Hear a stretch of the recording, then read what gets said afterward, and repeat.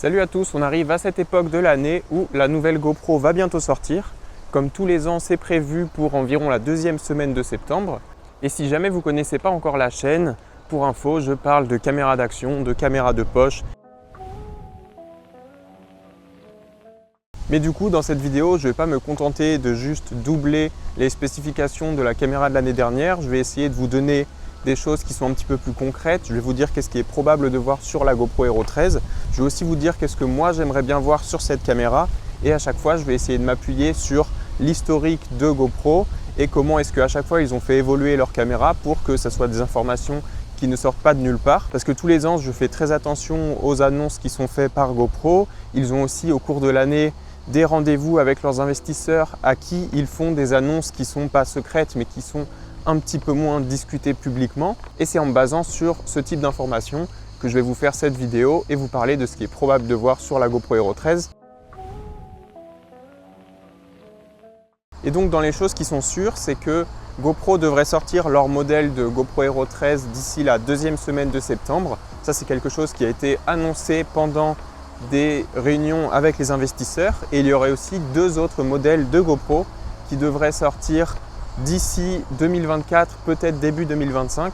Ce seraient des modèles complètement différents, donc on peut attendre la tant attendue GoPro Max 2 qui serait la nouvelle caméra 360 de la marque, qui normalement était censée sortir début 2024 mais qui finalement a été repoussée. Et pour le troisième modèle, ça sera sûrement une GoPro un petit peu plus basique et un petit peu plus abordable, donc vraiment pour les débutants qui veulent se mettre à la vidéo mais qui n'ont pas forcément un budget de 400-500 €. GoPro avait déjà tenté ça avec ses modèles White, Silver et Black, et du coup ces deux autres modèles de caméra vont sortir plus tard dans l'année.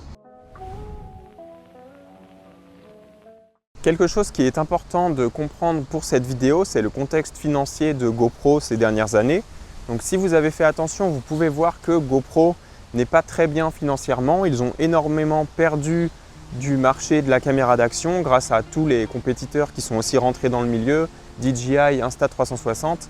Avant, c'était vraiment eux qui avaient le monopole de tout ça, et donc ça va impacter la sortie de la GoPro Hero 13 et ce qu'elle va proposer. Mais si vous vous souvenez, ça a aussi impacté la sortie de la GoPro 12, parce que la GoPro 12, grossièrement, était juste la GoPro 11 avec une mise à jour logicielle, donc il n'y avait pas vraiment de différence à l'intérieur de la caméra.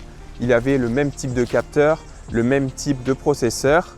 Ils ont juste enlevé la puce GPS. Et c'est pas très difficile de comprendre pourquoi est-ce que GoPro a fait ça l'année dernière. Ça leur a permis d'économiser un maximum puisqu'ils avaient déjà toute la chaîne de production qui était prête. Ils n'avaient pas de nouvel outil à fabriquer. Ils n'avaient pas vraiment beaucoup de recherche et de développement à faire. Ils avaient juste à reproduire les mêmes caméras qu'ils étaient déjà en train de faire l'année d'avant, et ça a pu leur faire économiser, je pense, un maximum d'argent. Et le fait qu'ils aient enlevé aussi la puce GPS, même si eux ils ont annoncé que c'était pour éviter la surchauffe dans les caméras, c'est sûrement encore une histoire de restriction de budget, parce que enlever une puce GPS de toutes les caméras, s'il y en a des millions, ça va leur faire économiser. Après, il y a eu un problème par rapport à ça. Il y a beaucoup d'utilisateurs qui ont été déçus de ce choix d'avoir enlevé la puce GPS. Il y a beaucoup de gens au final qui aiment bien utiliser les fonctions GPS. Et donc pour ma première prédiction sur la GoPro Hero 13, c'est que on va revoir la puce GPS, elle va réapparaître dans cette caméra, puisque comme on a déjà eu l'occasion de le voir, la dernière fois que GoPro a fait un gros changement à ses caméras, c'était pour la GoPro Hero 8. Donc ils avaient enlevé la possibilité de changer le verre de protection qui se mettait devant l'objectif, et ils ont eu un gros backlash par rapport à ça, parce que les gens ne veulent pas une caméra qui va potentiellement au premier choc devenir inutilisable. Et du coup, face à ce backlash, comme GoPro n'est pas vraiment dans une position en ce moment où ils peuvent aliéner plus de leurs utilisateurs, ils vont sûrement aussi revenir sur la puce GPS qu'ils ont enlevée, comme ils avaient fait au moment de la sortie de la GoPro Hero 9, où ils avaient remis la possibilité de changer la protection de l'objectif. Donc pour moi, c'est quasiment sûr, on va revoir le GPS sur la GoPro 13. Donc voilà, si je faisais une petite aparté sur la GoPro Hero 8, c'est parce que c'est la dernière fois que GoPro avait essayé de changer quelque chose. Et depuis la GoPro 9 d'ailleurs, la GoPro n'a absolument pas changé en apparence. Il y a eu quelques petits détails de couleur, mais sinon le boîtier reste exactement le même. On est resté sur le même design pour la 9, la 10, la 11, la 12. Et du coup, je prédis que pour la 13, ça va encore être pareil parce que choisir une nouvelle forme de caméra, c'est très risqué pour la marque. Autant garder quelque chose qui marche déjà plus ou moins et Comme ça, les gens ont encore de la compatibilité avec les accessoires qu'ils auraient déjà achetés. Donc pour moi, pour la GoPro 13, on va retrouver exactement la même forme de boîtier, environ la même taille, le même poids, pour que ça soit compatible avec les anciens accessoires. Et aussi, encore une fois, pour éviter de faire des grosses dépenses, puisque réimaginer et reproduire comme ça une toute nouvelle forme de caméra, ça va coûter super cher en termes de recherche et développement. Donc la GoPro Hero 13, de manière quasiment certaine, va être encore identique que les anciens modèles. Donc voilà, ça c'était pour l'aspect physique de cette caméra. Maintenant, j'aimerais bien parler du capteur parce que c'est un grand débat tous les ans. Est-ce que la GoPro va enfin avoir un capteur 1 pouce? Beaucoup de gens attendent ce capteur 1 pouce pour qu'il y ait des meilleures capacités en basse lumière. C'est quelque chose qui vraiment revient le plus quand on regarde un petit peu les forums. Mais encore une fois, pour des raisons de budget, je pense qu'on ne verra pas de capteur 1 pouce cette année. Je pense qu'on va avoir un capteur qui est très similaire à ce qu'il y avait pour les modèles de GoPro Hero 11 et de GoPro Hero 12. Déjà, encore une fois, un capteur 1 pouce, ça coûte super cher. Ça ferait vachement augmenter le prix aussi de la caméra pour les utilisateurs. Ça serait sûrement une centaine d'euros en plus pour un capteur 1 pouce. Et après, ça pose d'autres problèmes, un capteur 1 pouce, qui sont un peu à l'inverse de la philosophie GoPro. Donc par exemple, ça commence à demander qu'il y ait un autofocus, puisqu'il y a des différences entre les différents plans. Donc on ne peut pas vraiment avoir un autofocus dans une caméra d'action, ça serait très compliqué. Et il faudrait repenser intégralement comment est-ce que la caméra fonctionne. Donc pour moi, c'est sûr, la GoPro 13, c'est pas l'année où on va avoir un capteur 1 pouce à l'intérieur. Donc voilà, ça c'était pour les choses qui ne vont pas arriver par rapport à ce nouveau modèle de caméra. Maintenant, j'aimerais parler des choses qui vont sûrement arriver, des choses qu'on va avoir sur cette caméra, des nouveaux modes, des nouvelles fonctionnalités. Donc comme tous les ans, on est sûr, on va avoir un nouveau modèle d'Hypersmooth. Là, je crois qu'on en est au Hypersmooth 7.0. Donc c'est le modèle de stabilisation de GoPro. Et comme tous les ans, on va avoir une petite augmentation et à chaque fois, il donne un nouveau nom. Donc je ne pense pas qu'il va y avoir une grosse amélioration par rapport à ça.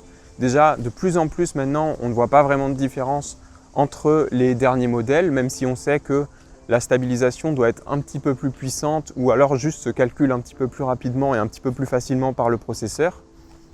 Mais il ne va pas y avoir un gros écart de stabilisation avec ce nouveau modèle puisqu'ils ont un peu atteint une limite de, au final, leur stabilisation est déjà très bien, ils ne peuvent pas faire grand chose de plus par rapport à ça. Par contre, ce qu'ils pourraient faire, et ce que moi j'aimerais bien voir, ça serait le maintien de l'horizon à 360 degrés, mais compatible avec beaucoup de modes. L'intégralité des modes, ça serait vraiment super.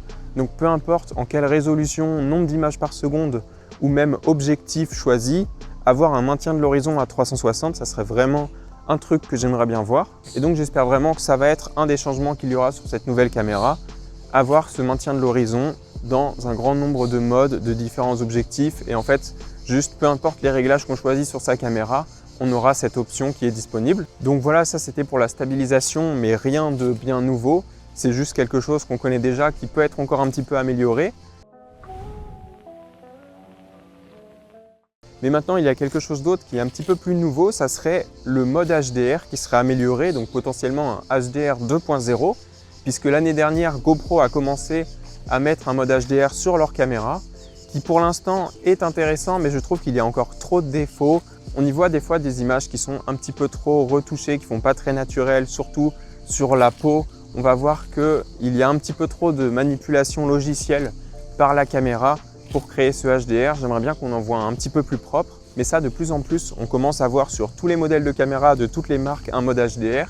Je pense que GoPro va continuer dans cet élan et va nous donner un mode HDR 2.0 qui sera sûrement lui aussi disponible dans plus de modes et qui sera un petit peu mieux fait. J'espère qu'il y aura un petit travail sur la peau parce que le mode HDR, ça peut être très pratique, mais ça va aussi avoir des défauts.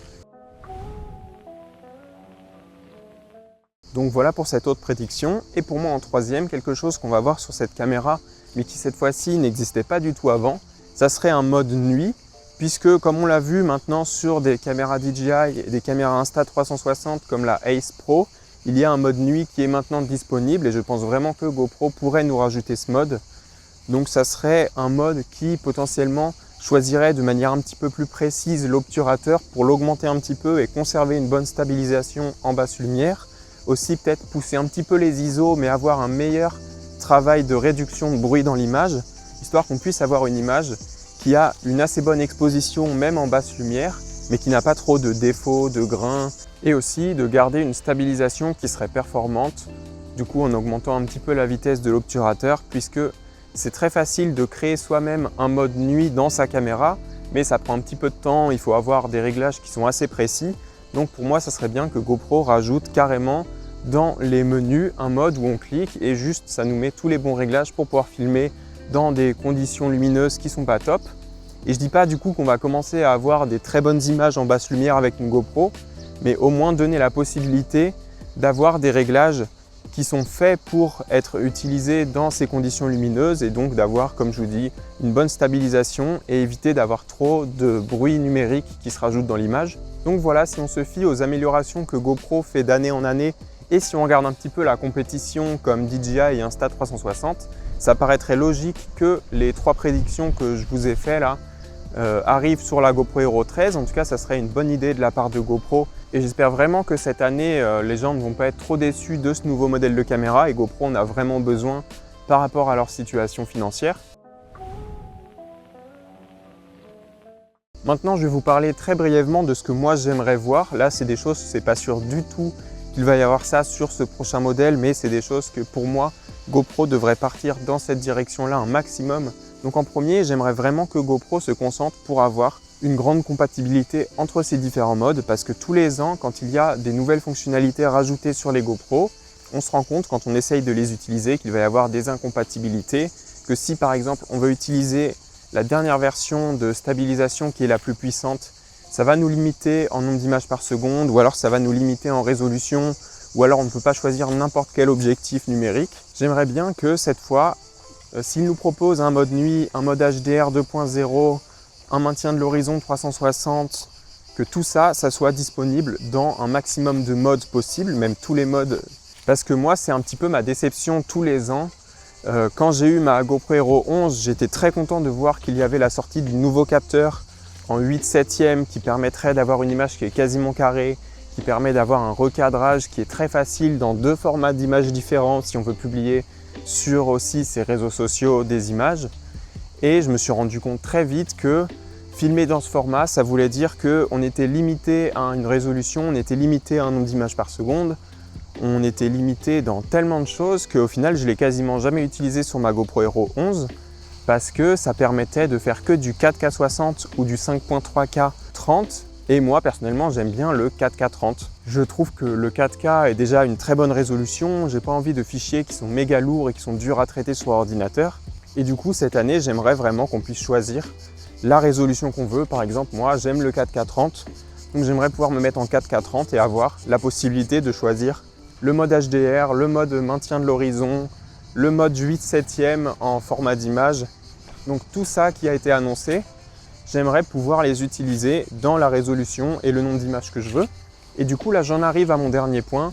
J'espère vraiment que cette année, GoPro ne va pas faire l'erreur de partir dans le marketing du 6K ou du 8K et de juste faire en sorte de proposer une énorme résolution de pixels parce que c'est ce que font maintenant un peu les compétiteurs, c'est ce que fait Insta360 et j'aimerais vraiment de la part de GoPro de voir une caméra qui reste dans de la 4K, donc une taille d'image qui est déjà largement suffisante, mais par contre avec une image qui est propre, avec un maximum de détails possible, parce qu'il y a bien d'autres moyens que d'augmenter la résolution pour avoir une belle image. On peut aussi augmenter le débit à l'intérieur de cette image. On peut faire en sorte que le processeur fasse un meilleur traitement sur cette image.